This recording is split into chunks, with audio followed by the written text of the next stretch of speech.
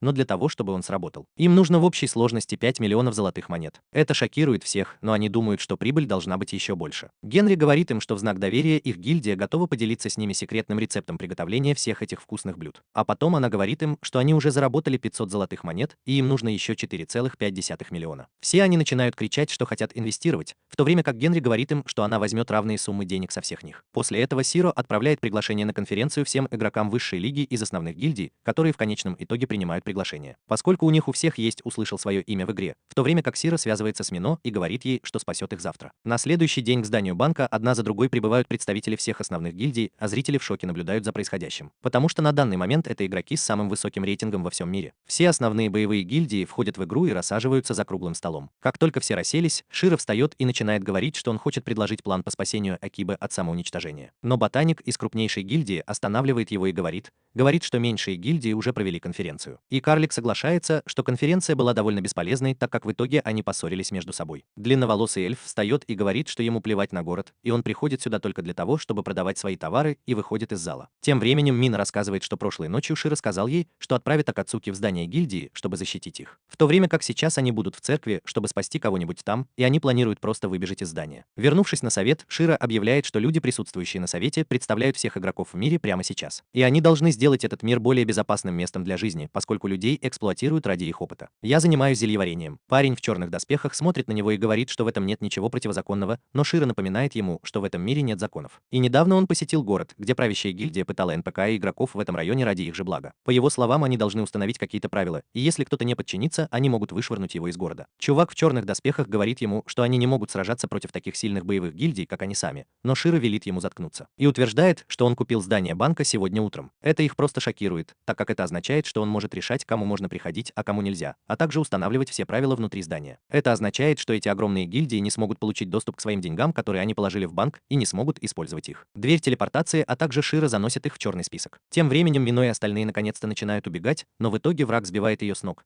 Но прежде чем он успевает что-либо предпринять, Тоя хватает его за горло, чтобы он не смог позвать на помощь. Ниндзя нападает на него, а он защищается, отталкивая ниндзя с помощью Мино, прежде чем убежать. Все убегают, кроме Мино и Тои, которые попадают под действие темной магии лидера, но Мино использует защитную магию, и они каким-то образом могут сбежать через дверь, в то время как лидер-враги застряли. Как раз в тот момент, когда они думали, что все в порядке, лидер нападает на них, хватает Тою и начинает причинять ему боль. Но прибывает Акацуки и освобождает его, прежде чем его перенесут в настоящее, которое легко захватывает его. Вернувшись на совет, Широс прямо шантажирует их, чтобы они согласились с ним, так как в противном случае они по сути потеряют самые базовые способности в этой игре, что будет очень вредно для них. Он предлагает сделать этот город безопасным и вести закон, которому все должны следовать. Мэри встает и раскрывает секрет своей еды всем, что шокирует их, в то время как торговые гильдии вместе с Сиро объясняют, что они могут создавать все, что захотят. Точно так же, как в реальном мире, если у них есть возможность. Предметы, необходимые для этого. Далее Широ говорит, что людям скучно, потому что в этом мире нечего покупать или делать, и когда начнут появляться новые продукты, люди начнут зарабатывать деньги, чтобы их можно было потратить, что решит эту проблему. После этого он также ввел правило, согласно которому убийство игроков должно быть запрещено, и даже НПК должны иметь равные права на все. Потому что, в отличие от внутриигровых персонажей, это реальные люди. Гильдии, похоже, застигнуты врасплох, но одна за другой они соглашаются с правилами. За неделю все это место преобразилось и стало больше похоже на обычный город, где люди веселятся и живут своей жизнью. Тем временем группа, похитившая игроков, была изгнана из города, чтобы никогда больше не возвращаться,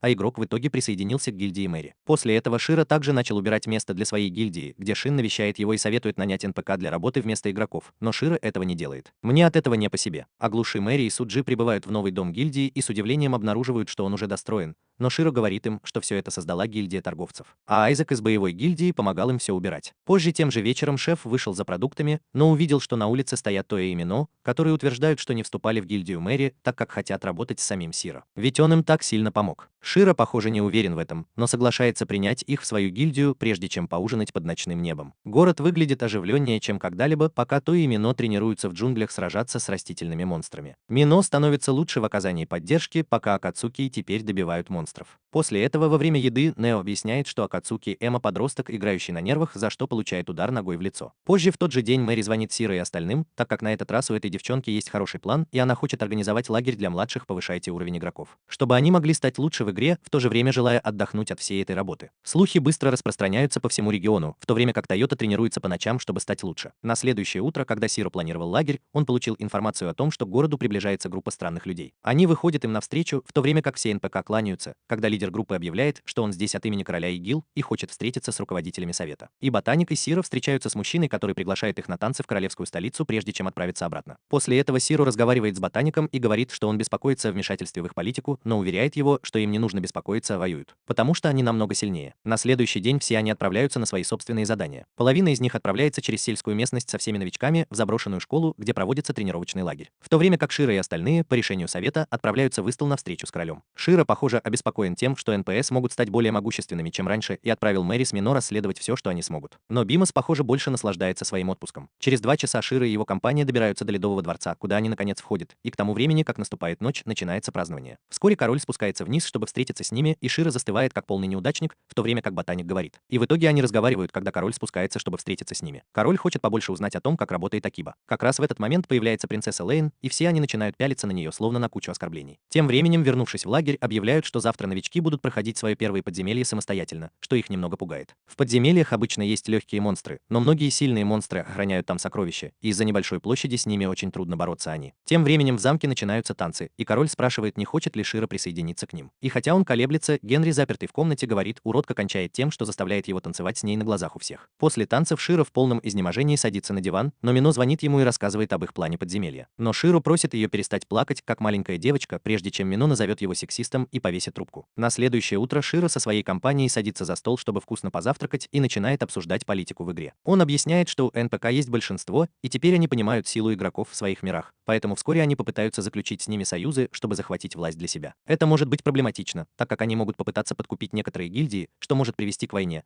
поэтому Сиро посылает Акацуки провести кое-какие расследования. Тем временем, в тренировочном лагере она собирает их возле леса и делит на команды, прежде чем оставить одних, точно так же, как это делал мой отец. Тоя и Мио в итоге объединяются в команду с Сарой, Асузу и напыщенным ублюдком по имени Руди, который считает себя слишком сильным. Руди в итоге подружился с Тоей, который такой же безмозглый, и оба этих идиота ведут их в подземелье, где их останавливают, кто говорит Тайо, чтобы он ушел. Просто бейте танк и не делайте глупостей, в то время как шеф поощряет Мину быть уверенной в себе. Они входят в подземелье и начинают идти в темноте, что, как они и ожидали, очень пугает девочек, но Руди использует свой массивный посох, чтобы создать несколько световых шаров. И следуя его примеру, Сара тоже создает немного света. Они снова пускаются в путь и, не дойдя до 2 входов, видят кучу скелетов. Они берут один из них, и во время прогулки Мино понимает, что у Руди полностью умер мозг, и ей нужно будет спасти его, когда внезапно Тоя приказывает им остановиться, так как он замечает 3 скелета, но Руди заканчивает тем, что делает какой-то шум. Тоя немедленно бежит вперед и использует магию, заставляя скелетов атаковать, а затем использует суперударную атаку, чтобы поразить их, но в итоге получает удар от последнего врага. Мидов использует щит, в то время как Сари использует свое исцеляющее заклинание на Тайо, в то время как он вступает в бой, когда Руди достает свой посох и посылает огненный шар, который поражает всех скелетов, прежде чем с помощью Сузу произвести еще один выстрел, который убивает и последнего. Пока он праздновал, он случайно поймал стрелу, и они увидели скелета из Майнкрафта с луком. Тоя сразу же побежал к нему, но обнаружил, что его поджидает еще больше скелетов. Мино пытается поддержать его, пока Тойота сражается, а Руди помогает ему своей магией. Это злит скелетов, которые бегут к Руди, чтобы приготовить салат из кизера, и он отступает, подвергаясь нападению, в то время как его падает низко. В самом жалком виде они убегают из подземелья. Тем временем ботаник замечает, что принцесса одна, и решает ее воскресить. Он начинает с ней разговаривать, но принцесса имела дело со многими неудачниками вроде него и не уделяет ему времени, прежде чем уйти, чтобы сделать свой автопортрет. После этого, прогуливаясь по коридорам, она услышала какой-то шум и заметила ботаника, который проводил спарринг с солдатами, но легко победил их. Принцесса сидит на стуле, пока они смотрят матчи, когда ботаник объявляет, что тот, кто победит в соревновании, получит возможность выпить чаю с принцессой, что очень важно. Это волнует всех. Толпа собирается на арене, когда ботаник сражается с большим жирным китом, прежде чем победить его. Все хлопают в ладоши, но на принцессу это все равно не производит впечатления. Тем временем Тоя и остальные бегут по мосту и находят комнату, в которой запираются. Они садятся немного отдохнуть, но Руди начинает говорить им гадости, утверждая, что целители ведут себя глупо. Но Тоя затыкает ему рот и говорит, что он полный нуб, который не знает, как играть хизер. На пляже Мэри наслаждается лучшим в своей жизни зрелищем. Ее Симп ловит гигантских крабов, в то время как новички сражаются с ними, чтобы приготовить рагу из крабов, а шеф и сейчас проводит сеанс общения с братьями в кемпинге. Вернувшись в замок, лидер гильдии торговцев приглашен на ужин, где лорд говорит ему, что они готовы пойти на это. Предоставьте им больше сырья, но монстры нападают на них на суше, поэтому они просят торговца создать для них корабль. Тем временем ботаник выводит принцессу на балкон, где его начинает преследовать толпа глупых девчонок, которые определенно будут позировать только для фанатов. Он каким-то образом отсылает их прочь, прежде чем сказать принцессе, что он культурный человек, который ценит пару хороших сочных бедер. И говорит ей, что она напоминает ему о его сестре, рассказывая, что он из Алабамы и тоже хочет помочь ей, когда она окажется в затруднительном положении. С другой стороны, Широ замечает Акацуки, бегающего вокруг как идиот, и садится поговорить, когда внезапно они чувствуют опасность, так как появляется жуткий человек в капюшоне, который представляется как Мак Риган. Широ ведет его в библиотеку вместе с Акацуки и руфизирует его, в то время как Мак спрашивает о волшебной сумке Широ, что удивляет его, так как только высокоуровневые искатели приключений знают о ней. Регал замечает это и объясняет, что он ученый-маг, которому сильно недоплачивают, как и любому другому ученому, и объясняет, что он известен как Маг Озера Мерил. Сиро сразу узнает это имя и говорит Акацуки, что Маг Озера Мира — это большой миф внутри игры, но он не знает, как это сделать. Никогда не думал, что они на самом деле существуют. Сиро очень взволнован, потому что этот парень может ответить на множество вопросов, которые у него возникают. Маг начинает говорить и рассказывает им, что он изучает магию мирового класса, о которой, похоже, даже Сиро не подозревает. Поэтому Риган объясняет, что существует 8 различных типов магических способностей, которые позволяют атаковать одного врага, группа врагов, несколько групп врагов и так далее. Кроме того, существуют ядерные заряды, с помощью которых можно уничтожить целый замок или армию, даже целый континент. И их сила заключается в магии мирового класса, которая может уничтожить весь мир. Широ сомневается, что такая магия существует, но Риган говорит, что она существует и уже трижды использовалась с помощью заклинания под названием «Мировая фракция». Широ сразу же заинтересовался и спросил его о тех временах, когда эта магия использовалась ранее. Тем временем Тоя и его компания сидят у костра, размышляя о своих неудачных попытках очистить подземелье, и хотят снова войти в них, даже несмотря на усталость. Но теперь смеются над ними за то, что они бежали как суки. Но говорит им, чтобы они немного отдохнули, прежде чем снова отправляться в путь. Они все забираются в свои палатки, и пока Тоя обдумывает стратегию, Мино просматривает записи, которые ей дал Сиро. Вернувшись в библиотеку, Риган начинает свою историю с рассказа о том, что 300 лет назад мир был гораздо более развитым и мирным. И контролировался люди, эльфы, гномы и совы, которые были особыми магами. Совы были самыми малочисленными из тех, кто контролировал всю монополию, когда дело касалось магических изобретений, которые раздражали другие расы. Поскольку никто не запустил хэштег #AllSlizMatter,